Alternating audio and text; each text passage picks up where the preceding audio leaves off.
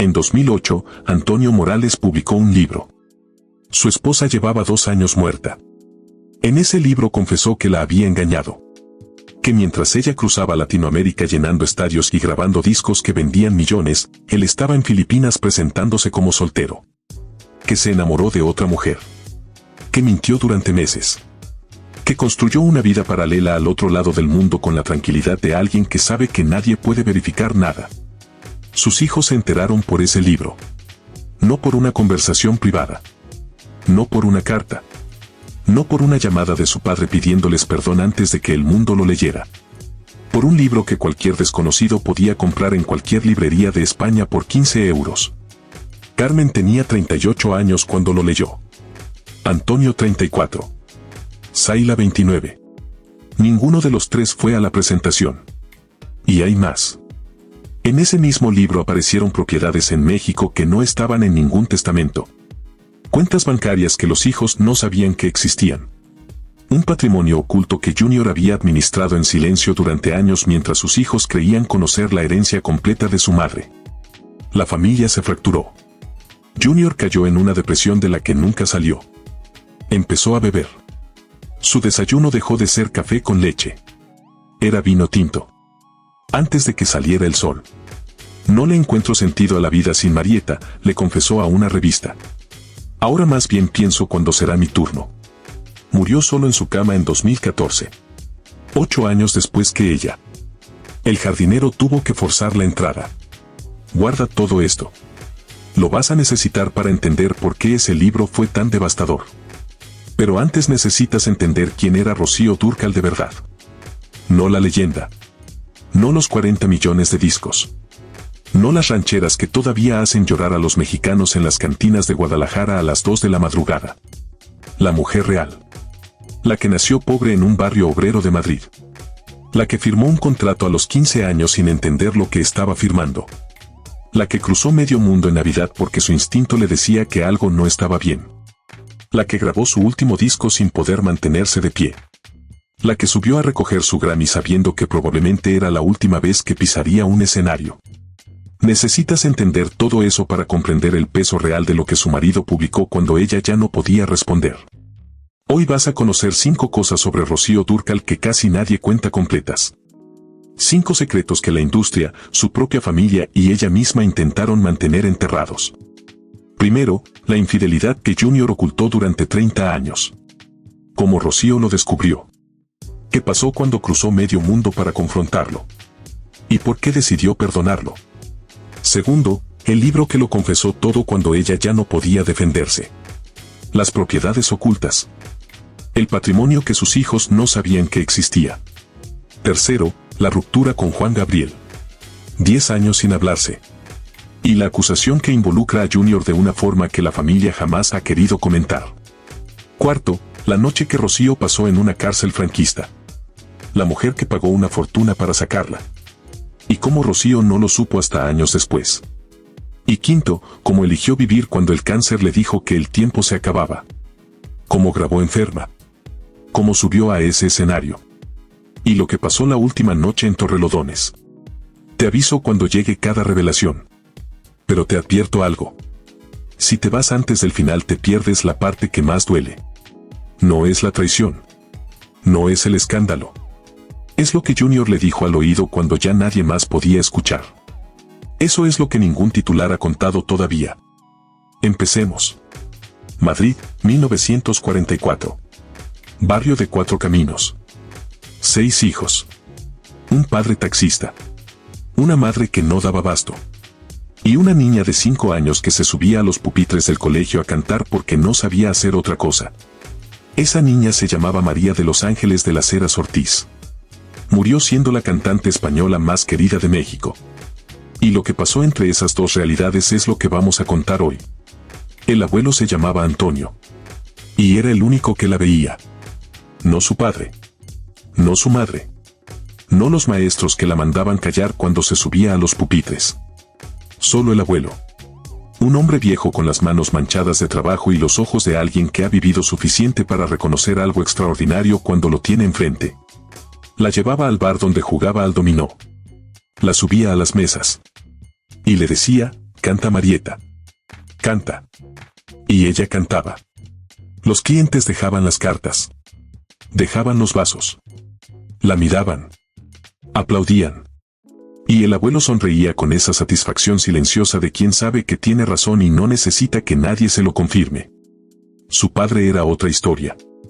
Tomás de las Heras quería que su hija fuera peluquera. Un oficio seguro. Sin sueños. Sin escenarios. Sin incertidumbre. La vida era dura en Cuatro Caminos y había que ser práctico. Los sueños eran un lujo que las familias obreras de Madrid no podían permitirse. El abuelo peleó con su propio hijo por eso. Le dijo que estaba ciego. Que tenía el talento delante de los ojos y no quería verlo. Que estaba cometiendo el error más grande de su vida. Tomás no cedió. Pero el abuelo tampoco. A los 10 años, contra la voluntad expresa de su padre, llevó a la niña a un programa de radio. Se llamaba Conozca a sus vecinos. Fue el primer paso. Y Tomás de las Heras no fue a escucharla. Guarda este detalle del padre. Lo vas a necesitar más adelante. Porque el patrón de hombres que la decepcionan empieza aquí. Empieza con él. Y se va a repetir una y otra vez a lo largo de toda su vida. Durante 5 años Marieta participó en todos los concursos que encontraba. Usaba nombres artísticos que cambiaba constantemente. Rocío Benamejí. Rocío Fiestas. Nombres que nadie recuerda porque ninguno era el definitivo. Hasta que llegó 1959. Marieta tenía 15 años. Era flacucha. Casi frágil. Con esa fragilidad de las chicas que han crecido rápido porque no había otra opción. Pero cuando abría la boca pasaba algo que no tiene explicación precisa. Se transformaba. Dejaba de ser una adolescente de barrio y se convertía en algo completamente distinto. Esa noche en un programa de televisión española llamado Primer Aplauso cantó La Sombra. Y un hombre llamado Luis Sanz estaba viendo la televisión en su casa. Sanz era cazatalentos. Uno de los más importantes de España. Y lo que vio en esa adolescente flacucha con voz de terciopelo no lo dejó dormir. Al día siguiente llamó a la emisora. Pidió nombre y dirección. Una semana después estaba en el pequeño apartamento de Cuatro Caminos explicándole a unos padres escépticos por qué su hija podía ser estrella. Tomás de las Heras escuchó en silencio. No abrazó a su hija. Firmó el contrato con la resignación de quien cede porque no le queda otra opción. 2 semanas después Marieta ya no existía. Ahora se llamaba Rocío Dúrcal. Para el apellido Sanz hizo algo que parece inventado pero es absolutamente real. Puso un mapa de España sobre la mesa. Le pidió a la adolescente que cerrara los ojos y señalara con el dedo. El dedo cayó en un pueblo pequeño de Granada que nadie conocía. Dúrcal. Un nombre elegido al azar que se convirtió en leyenda. Tan famoso que hoy ese pueblo tiene una estatua de bronce de ella en la plaza principal. Recuerda esto. El azar va a aparecer varias veces más en esta historia. Y no siempre para bien. A los 16 años Rocío protagonizó su primera película. Le pagaron 75,000 pesetas. Más dinero del que su padre ganaba en un año entero conduciendo taxis por Madrid. El éxito fue inmediato. España entera se enamoró de esa jovencita con cara de ángel y voz de terciopelo.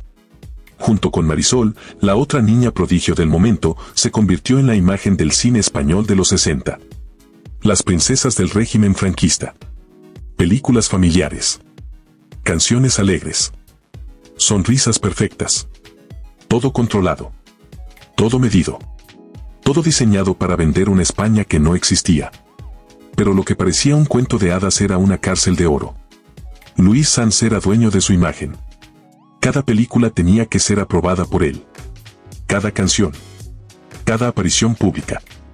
Cada entrevista. Rocío no podía opinar sobre su propia carrera.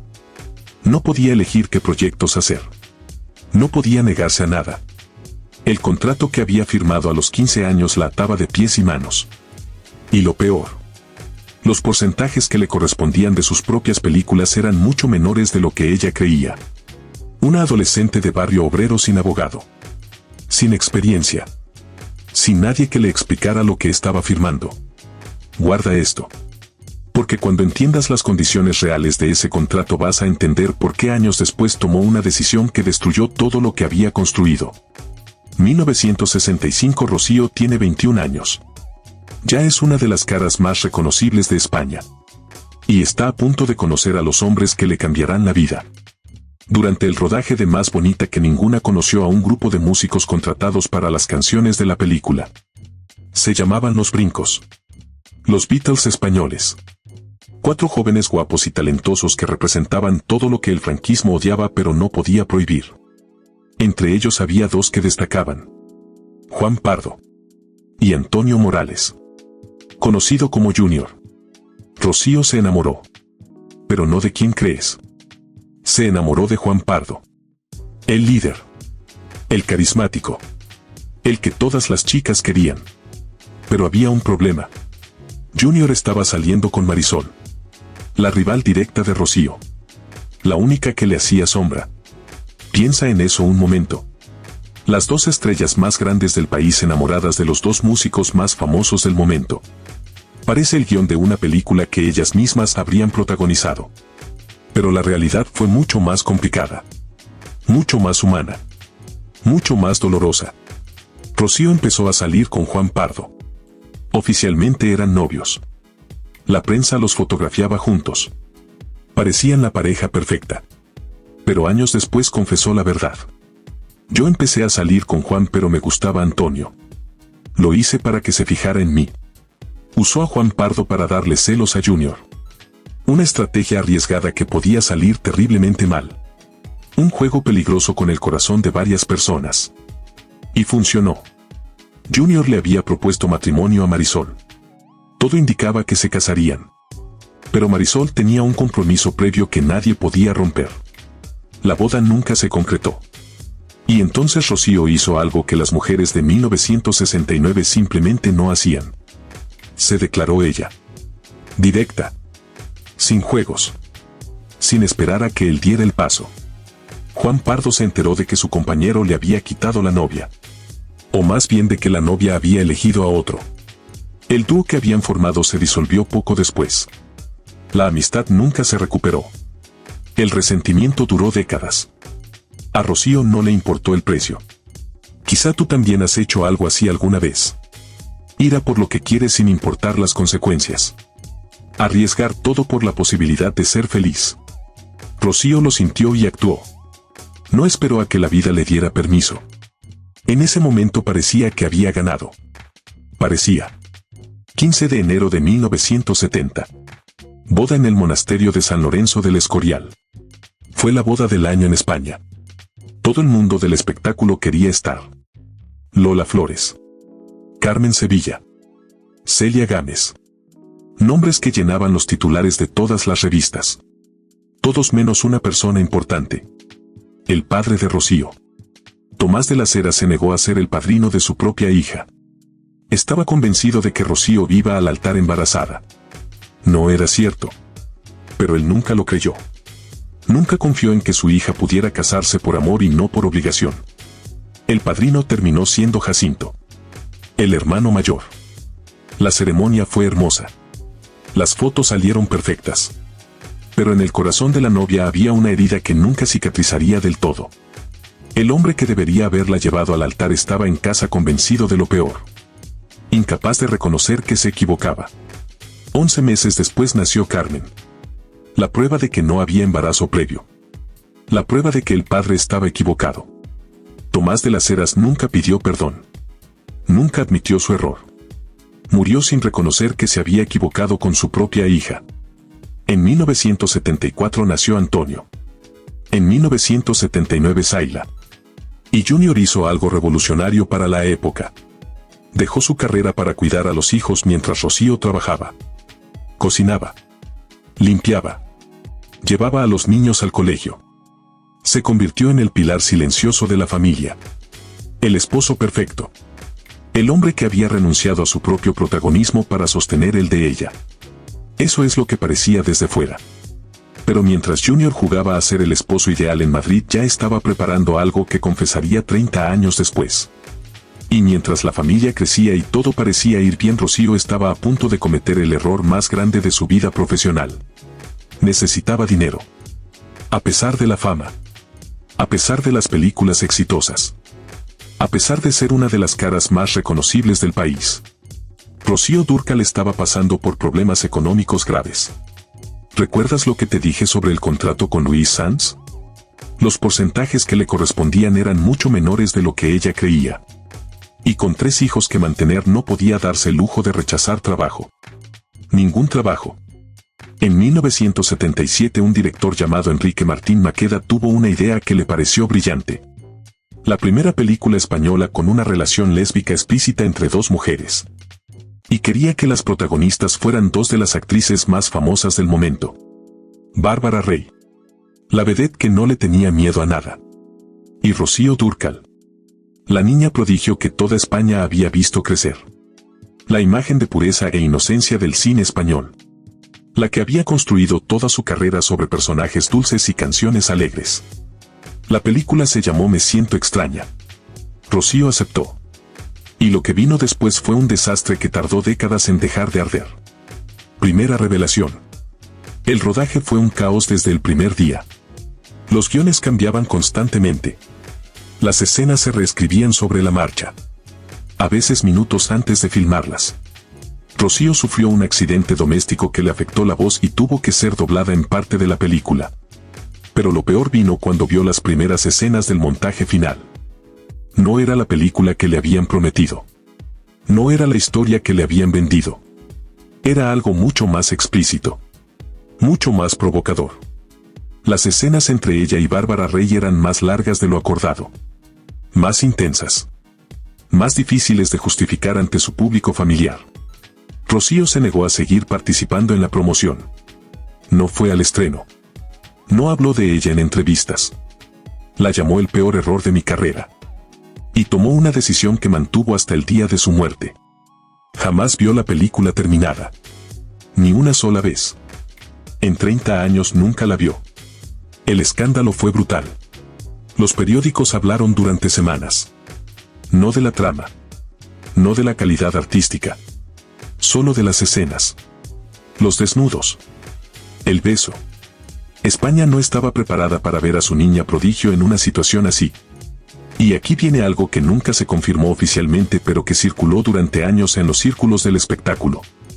Se dijo que Junior la golpeó cuando se enteró del contenido real de la película. Que hubo una pelea violenta en la casa familiar. Que los gritos se escucharon en toda la urbanización. Nunca se probó. Rocío nunca habló de ello públicamente. Pero la sombra de ese rumor los persiguió durante décadas. Lo que sí sabemos con certeza es que Me siento extraña terminó con la carrera cinematográfica de Rocío Dúrcal. Después de esa película no volvió a protagonizar otra. Los productores dejaron de llamar. Las ofertas desaparecieron. España la miraba diferente. Pero México estaba a punto de salvarla. Y lo que vino después sería más grande que todo lo que había perdido. Ese mismo año Rocío viajó a Ciudad de México. Necesitaba alejarse del escándalo. Reinventarse lejos de los ojos que la juzgaban. Y en Ciudad de México conoció a un hombre que acababa de salir de la cárcel de Lecumberri. Se llamaba Alberto Aguilera Valadez. El mundo lo conocía como Juan Gabriel. El encuentro fue casual. Un productor los presentó pensando que podrían colaborar en algo pequeño. Una prueba. Un experimento. Rocío dudaba.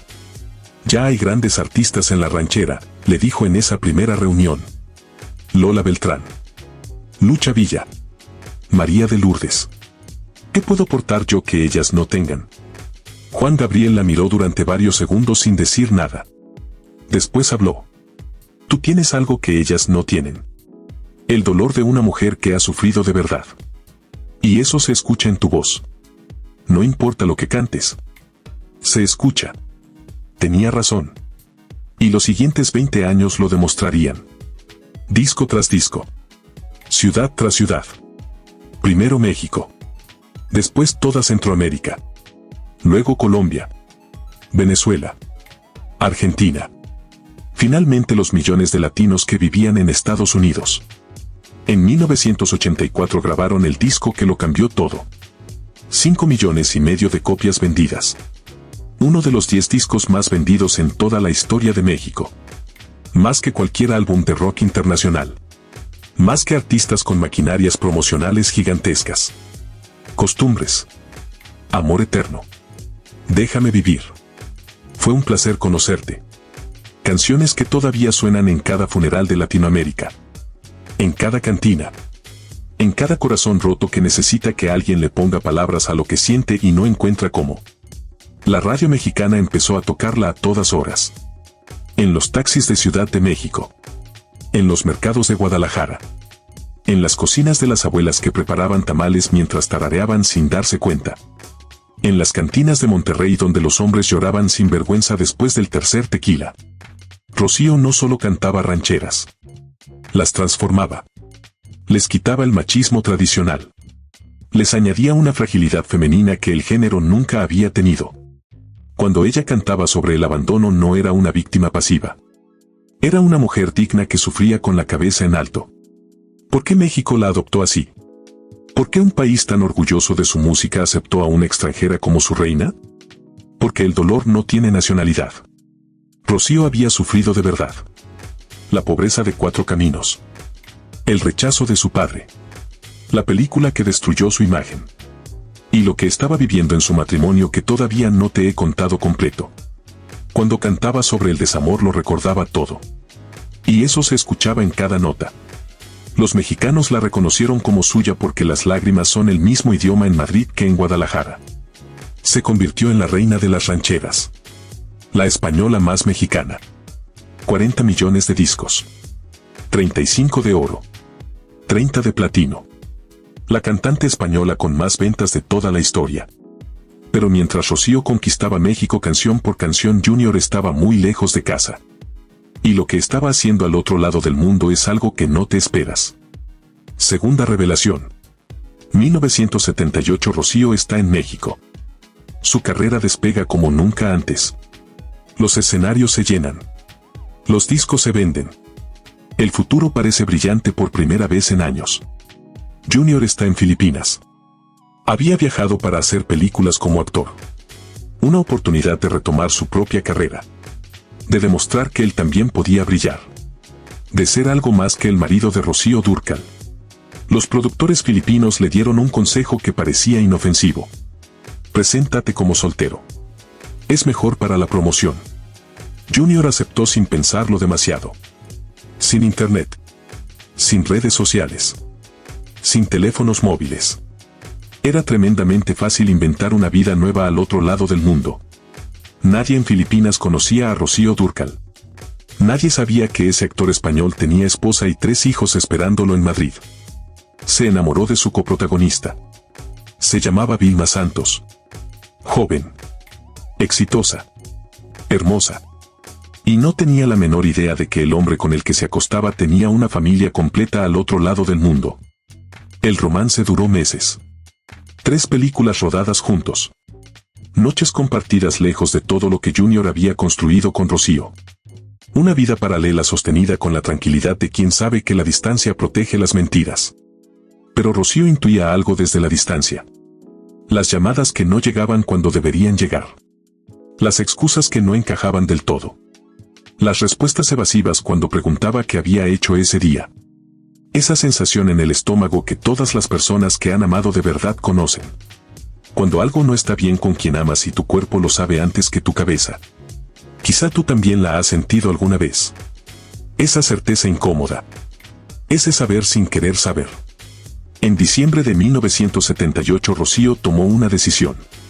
Salió de Los Ángeles el 23 de diciembre. Voló durante más de un día cruzando el Pacífico. Llegó a Manila el 25 de diciembre. Navidad. ¿Cómo que me van a quitar a mi hombre? De eso nada. No sabemos exactamente qué pasó en esa habitación de hotel. No sabemos qué palabras se dijeron a puerta cerrada. No sabemos si hubo gritos o lágrimas o silencios que dolían más que cualquier grito. Lo que sí sabemos es que Junior volvió a España cuando terminó su contrato. Y nunca más volvió a alejarse de su familia. Vilma Santos siguió con su vida en Filipinas. Hoy es senadora. Una figura política respetada en su país. Probablemente ni recuerda al músico español con el que tuvo un romance hace casi 50 años. Rocío lo perdonó. O al menos decidió seguir adelante. Decidió que 36 años de matrimonio valían más que unos meses de traición. Decidió que el amor era más fuerte que el dolor. Pero la historia no termina ahí. Porque 30 años después, cuando ella no podía defenderse, Junior lo confesó todo en un libro. Tercera revelación. 2008. Rocío lleva 2 años muerta. Junior publica sus memorias. El libro se llama Mucho antes de dejarme. Y en esas páginas confiesa absolutamente todo. La infidelidad. El romance con Vilma Santos. Los meses de engaño. Las mentiras sostenidas durante 30 años. Todo. Sus hijos se enteraron por el libro. No por una conversación privada. Por un libro que cualquier desconocido podía comprar en cualquier librería de España. Pero la infidelidad no fue lo único que encontraron en esas páginas. El hijo Antonio descubrió algo más. Rocío tenía propiedades en México que no aparecían en ningún testamento español. Cuentas bancarias en el extranjero. Un patrimonio real mucho mayor de lo que los hijos creían. Propiedades que Junior había administrado en silencio. Ocultado deliberadamente. La familia se fracturó. No de golpe. De esa forma lenta y silenciosa con la que se rompen las familias de verdad. Con silencios que se alargan. Con llamadas que dejan de hacerse. Con navidades que empiezan a celebrarse por separado sin que nadie lo diga explícitamente. Junior cayó en una depresión de la que nunca salió. El alcohol se convirtió en su refugio. Su desayuno dejó de ser café con leche. Era vino tinto. Antes de que saliera el sol. No le encuentro sentido a la vida sin Marieta, confesó en una entrevista. He echado muchísimo de menos a mi mujer. Ahora más bien pienso cuándo será mi turno. Imagina eso. Confesarle al mundo entero que estás esperando la muerte. Que cada día sin la persona que amaste es un día de más que no quieres vivir. Quizá tú también has sentido ese vacío alguna vez. Perder a alguien que era tu todo. Despertar cada mañana y recordar que ya no está. Extender la mano en la cama y encontrar solo sábanas frías. Junior lo sintió cada día durante 8 años. El 15 de abril de 2014 el jardinero llegó a trabajar como cada mañana. La puerta estaba cerrada por dentro. Nadie respondía. Tuvo que forzar la entrada. Encontró a Junior en su cama. Sin vida. Los médicos dijeron infarto. Pero todos los que lo conocían sabían la verdad que ningún certificado médico podía reflejar. Antonio Morales Jr. murió de amor. Zayla publicó un mensaje que lo resumía todo. Ahora podréis estar juntos toda la eternidad. Sé que ella te está esperando.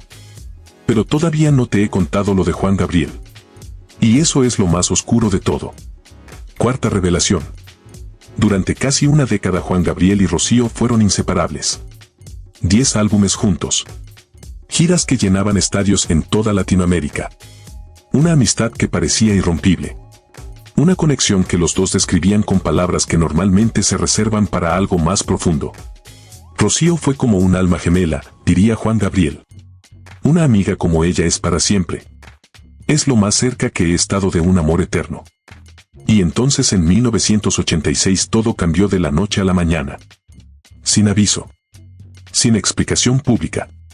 Sin una pelea que la prensa pudiera fotografiar. Juan Gabriel y Rocío dejaron de hablarse. 10 años de silencio absoluto. La versión oficial habla de problemas con disqueras. Contratos. Regalías exorbitantes. Cuestiones legales y comerciales. Pero hay otra versión. La primera involucra un video musical. Rocío estaba grabando en Puerto Vallarta. Era un proyecto importante. Había invertido tiempo y dinero en cada detalle. De repente sin aviso llegó un equipo de televisión al set, cámaras. Luces. Productores que nadie había invitado. Juan Gabriel los había enviado. Sin avisar. Sin pedir permiso. Como si el trabajo de ella fuera suyo para usar cuando quisiera. Rocío lo llamó esa misma noche. Le reclamó sin filtros. Juan Gabriel se ofendió. Ninguno de los dos pidió disculpas. Ninguno dio su brazo a torcer. Pero hay otra versión. Mucho más oscura. Apareció en un libro publicado por Joaquín Muñoz, ex manager de Juan Gabriel. Según Muñoz, la ruptura no tuvo nada que ver con videos ni disqueras ni derechos de autor. La ruptura fue por Junior. El libro afirma que Juan Gabriel estaba enamorado de Antonio Morales. Del marido de Rocío. y que ella los encontró juntos en una habitación en circunstancias comprometedoras. Esta versión fue rebatida inmediatamente. Es ficción pura, dijo el productor Gustavo Farías. Nunca hubo nada de lo que Muñoz afirma. La verdad probablemente murió con ellos. Juan Gabriel falleció en 2016. Rocío en 2006. Junior en 2014. Ya no queda nadie vivo que pueda confirmar o desmentir lo que realmente pasó entre esos tres. Lo que sí sabemos es que en 1997 intentaron reconciliarse. Grabaron un álbum llamado Juntos otra vez. El título lo decía todo. O eso parecía. Pero la reconciliación fue solo profesional. Pura fachada. En el estudio grababan sus partes por separado. Fuera del estudio apenas cruzaban palabras. El productor lo confirmó años después. Trabajaban en turnos distintos para no tener que verse la cara. Quizá tú también sabes lo que es eso. Intentar arreglar algo que ya está roto para siempre. Fingir que todo está bien cuando por dentro sabes que nunca volverá a ser lo mismo. El 25 de marzo de 2006 Rocío murió. Juan Gabriel no fue al funeral. Un mes y medio después, cuando las cámaras estaban mirando, organizó un homenaje público masivo. Cantó todas sus canciones. Habló de lo mucho que la quería. Derramó lágrimas delante de miles de personas. Zayla Durcal no pudo contenerse. Me parece poco fiel que le haga un homenaje cuando nunca le mandó ni un mensaje ni una llamada a mi madre mientras estaba enferma. Juan Gabriel murió 10 años después. En agosto de 2016. En una habitación de hotel en California. Solo. Sin haberse reconciliado de verdad con la mujer que había convertido sus canciones en himnos eternos. Sea cual sea la verdad sobre lo que pasó entre ellos, se la llevaron a la tumba. Antes de llegar a los últimos años de Rocío, necesito contarte algo que pasó en 1975. 2 años antes de Me Siento Extraña. 2 años antes de México. Porque Rocío Dúrcal no fue solo cantante y actriz. También fue activista. Y casi le costó la libertad. España. Febrero de 1975. Franco todavía gobernaba con mano de hierro. Las condiciones laborales de los actores españoles eran miserables. Sin contratos dignos. Sin seguridad social. Sin derechos básicos que cualquier trabajador debería tener. Un grupo de actores decidió que ya era suficiente. Rocío Dúrcal se unió sin dudarlo un segundo. No solo se unió. Fue elegida como una de los 11 representantes que liderarían la huelga. La llamaron la Comisión de los 11. 11 personas que ponían su carrera y su libertad en juego por defender a todo un gremio. Pilar Bardem lo recordaría en sus memorias. Solo me fío de mi comadre la Marieta. Si ella dice que hay que hacer huelga, yo la sigo. El 8 de febrero de 1975 la policía franquista irrumpió en una asamblea en el Teatro de Bellas Artes de Madrid. Detuvieron a varios miembros de la comisión. Entre ellos a Rocío Dúrcal. La llevaron directamente a la cárcel. La amenaza era clara. Si no detenían la huelga, serían procesados por terrorismo y crimen organizado. En la España de Franco eso no era una amenaza vacía. Rocío pasó la noche en el calabozo. Se negó a recibir llamadas. Quería quedarse con sus compañeros. Quería demostrar que no tenía miedo. Pero alguien más tenía otros planes. A la mañana siguiente una mujer se presentó en la Dirección General de Seguridad de Madrid. Llevaba un abrigo de piel que costaba más que el salario anual de un policía. Y una actitud que no admitía discusión. Era Lola Flores. Pagó 200.000 pesetas de fianza. Una fortuna absoluta en aquella época. La policía engañó a Rocío diciéndole que tenía que salir a prestar declaración. Cuando llegó a la puerta se encontró con Lola Flores esperándola con los brazos abiertos. Quinta revelación. Rocío nunca supo que Lola había pagado la fianza hasta años después. Lola nunca lo admitió públicamente. Cuando los periodistas le preguntaban, cambiaba de tema. Negaba con la cabeza. Sonreía y hablaba de otra cosa. Pero la deuda quedó grabada para siempre. Una deuda de gratitud que uniría a ambas mujeres hasta el final de sus días. Guarda este detalle de Lola. Porque en esta historia las mujeres se salvaban entre sí. Los hombres las fallaban. Las mujeres se sostenían. Octubre de 2001. Rocío acababa de terminar de grabar uno de sus últimos discos. Se sentía cansada. Más de lo normal. Una fatiga que no desaparecía con el descanso. Que estaba ahí al despertar. Que seguía ahí al acostarse. Se hizo unos análisis rutinarios. Cáncer de útero. Tenía 57 años. 3 hijos adultos. Nietos que empezaban a llenar la casa de risas. Una carrera que todavía llenaba estadios en toda Latinoamérica. Todo eso amenazado por 6 letras que nadie quiere escuchar. La doctora le explicó las opciones con esa frialdad clínica que los médicos aprenden para protegerse del dolor ajeno. Cirugía inmediata. Quimioterapia agresiva. Radioterapia. Pronóstico reservado. Rocío escuchó en silencio.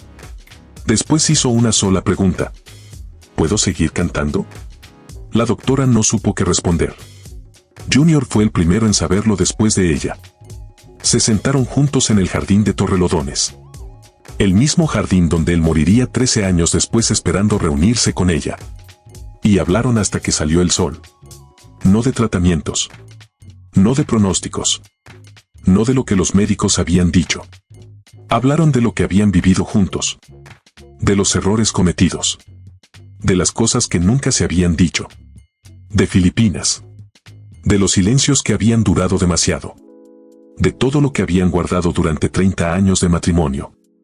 Esa noche, según contaría Junior años después, fue cuando realmente se perdonaron todo. Las infidelidades. Los secretos. Las mentiras. Todo quedó atrás en esas horas antes del amanecer. Rocío canceló las giras. Se sometió a tratamientos agresivos. Quimioterapia. Radioterapia. Cirugías. El cabello se le cayó. Las náuseas la dejaban en cama durante días. Perdió 20 kilos. Pero siguió trabajando. En 2003 grabó un dueto con el cantante mexicano Julio Preciado. Si nos dejan se llamaba la canción. Una canción sobre el amor que sobrevive a todo. Apenas podía mantenerse de pie en el estudio. Los técnicos tuvieron que traerle una silla alta para que pudiera apoyarse entre tomas. Grababa 2 líneas y descansaba 5 minutos. Nadie lo notó en la grabación final. Su voz sonaba tan fuerte como siempre. Tan llena de vida como cuando tenía 20 años. Ese era su superpoder secreto.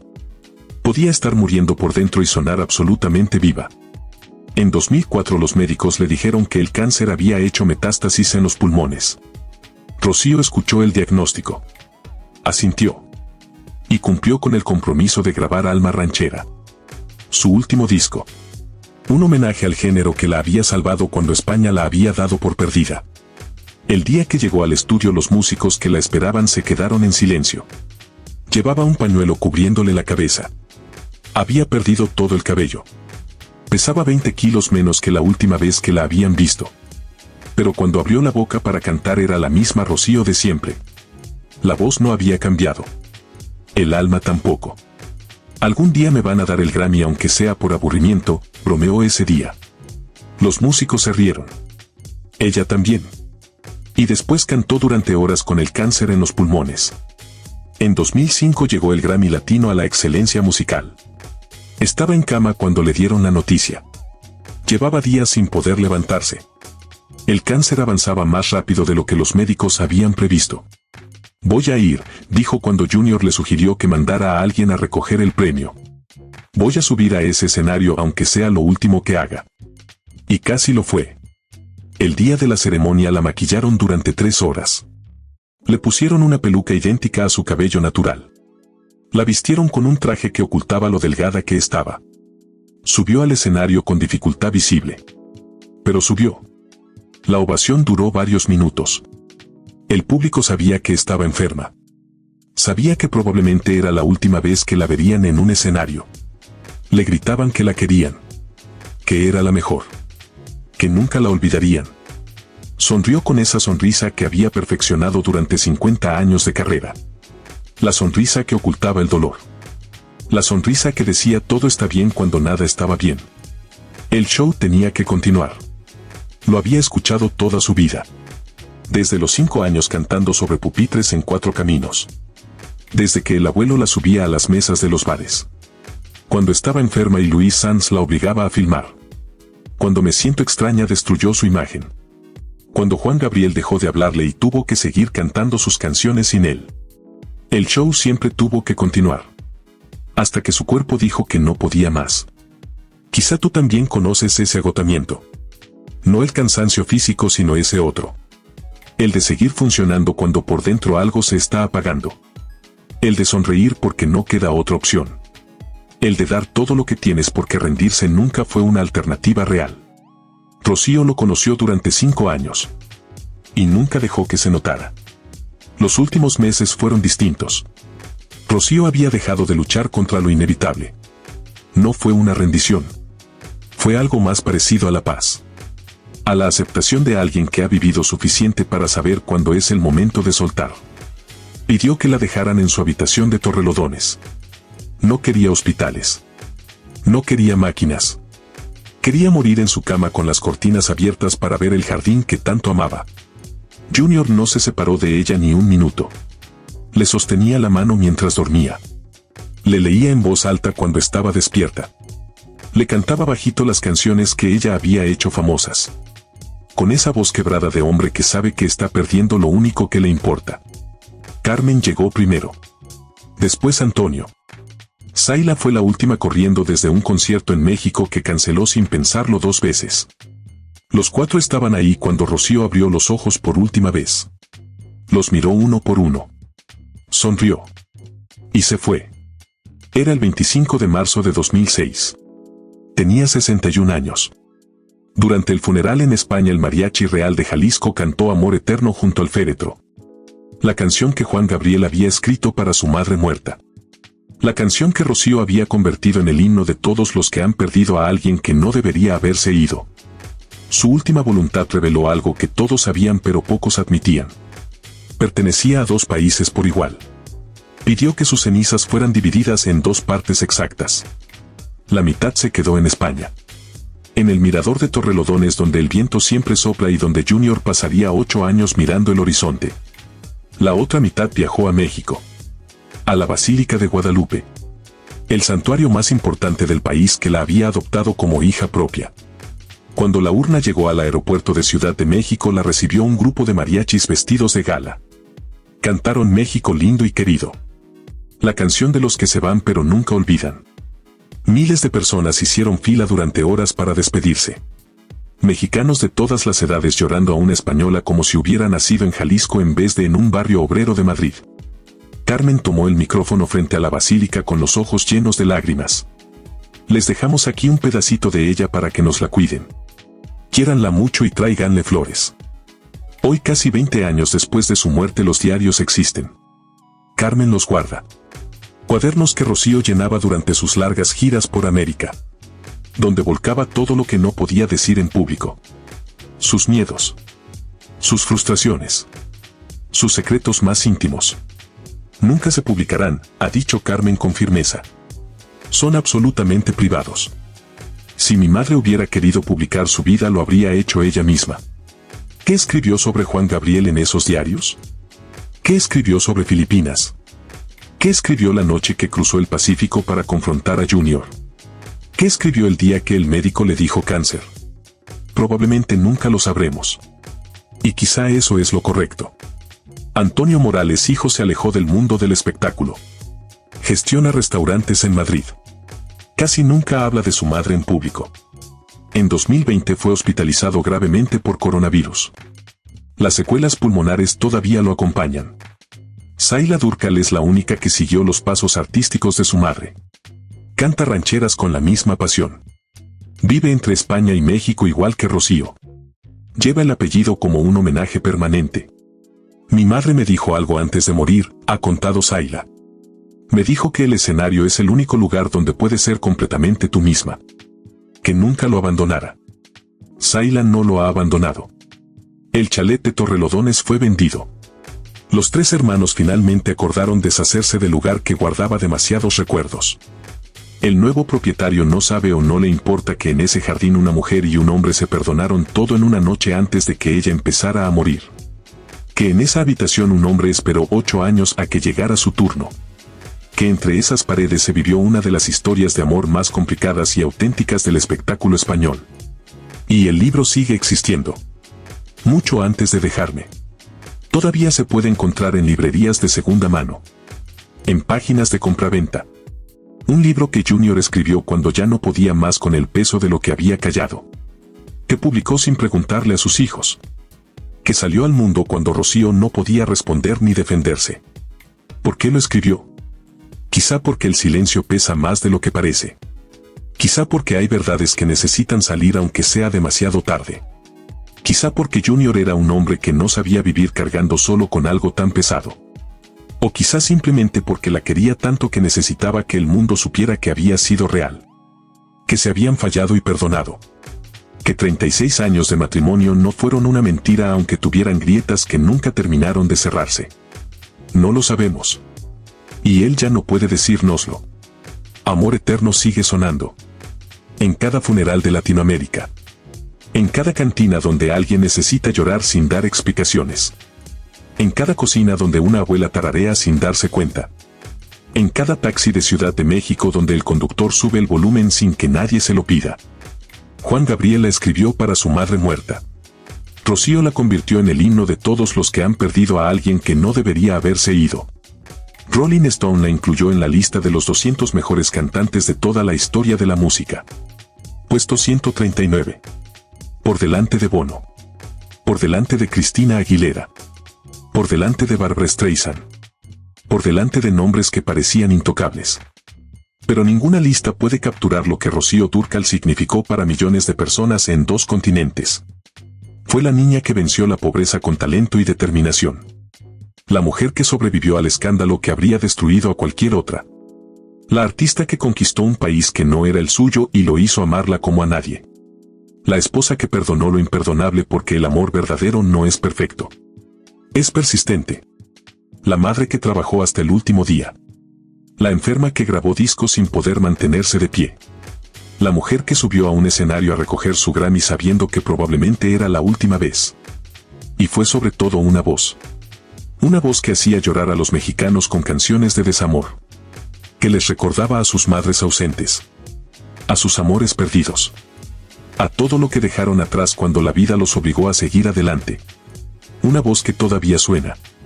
María de los Ángeles de las Heras Ortiz nació pobre en un barrio obrero de Madrid. Una niña más entre millones. Sin ningún privilegio. Sin ninguna ventaja. Sin ninguna conexión que le abriera puertas. Murió siendo la cantante española más querida de México. Y entre esas dos realidades vivió una vida que tuvo de todo. Amor y traición. Éxito y fracaso. Lealtad y abandono. Gloria y vergüenza. Enfermedad y fortaleza. Un marido que la engañó y la amó al mismo tiempo. Un amigo que la abandonó sin explicación. Un padre que nunca confió en ella. Un abuelo que lo apostó todo por ella.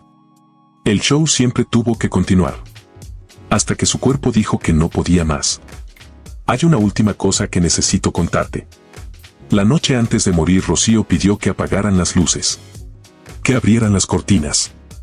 Que la dejaran ver el jardín de Torrelodones en la oscuridad. Junior se quedó sentado a su lado. No hablaron mucho. Ya no había nada que decirse que no se hubieran dicho ya en esa noche larga de hace 5 años cuando el diagnóstico lo cambió todo. Pero en algún momento de esa última noche Junior le tomó la mano. Y ella se la apretó. Eso es todo lo que se sabe. Eso es todo lo que la familia ha contado. Un apretón de manos en la oscuridad entre dos personas que se habían amado de forma imperfecta durante 36 años. Quizá tú también sabes lo que significa eso. El lenguaje que tienen las manos cuando las palabras ya no alcanzan. La forma en que un apretón puede decir te perdono. Te quise. Valió la pena. No me arrepiento. Aunque hubiera 1000 razones para arrepentirse. Rocío se fue así. Con la mano de Junior entre las suyas. Con el jardín al otro lado de la ventana. Con sus hijos en la casa. Sin deberle nada a nadie. Esa es la parte que ningún libro ha contado completa. No la infidelidad. No el escándalo. No las propiedades ocultas. Sino esto.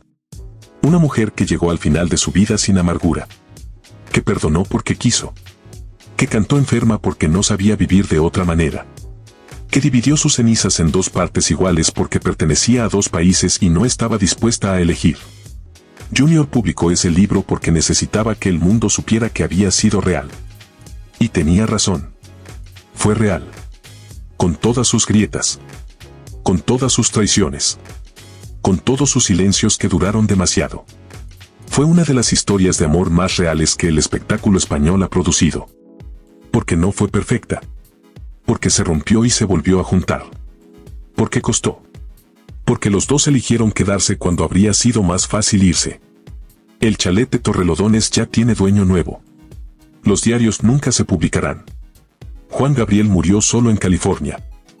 Junior murió esperando en su cama. Y Amor Eterno sigue sonando. En un taxi de Ciudad de México a las 2 de la madrugada. En una cocina en Guadalajara. En una cantina de Monterrey donde alguien acaba de perder algo que no sabe cómo nombrar. La niña de 4 caminos que señaló un mapa con los ojos cerrados y eligió sin saberlo el nombre con el que moriría leyenda. Rocío Dúrcal. El show tuvo que continuar toda su vida. Y de alguna forma todavía continúa. Si esta historia te removió algo por dentro, suscríbete al canal. Dale a la campanita. Porque hay más historias como esta esperando ser contadas. Historias de artistas que el público amó sin conocer lo que sufrían en privado. Historias de familias que parecían perfectas y escondían secretos devastadores. La próxima semana Juan Gabriel. El hombre que escribió Amor Eterno pero nunca pudo cantarla completa sin quebrarse. Lo que realmente pasó entre él y Rocío. La verdad sobre su vida que él mismo nunca quiso confirmar. Y los secretos que se llevó a la tumba cuando murió solo en una habitación de hotel en California a las 3 de la madrugada. Esa historia es todavía más oscura que esta. Y también más triste. Nos vemos ahí.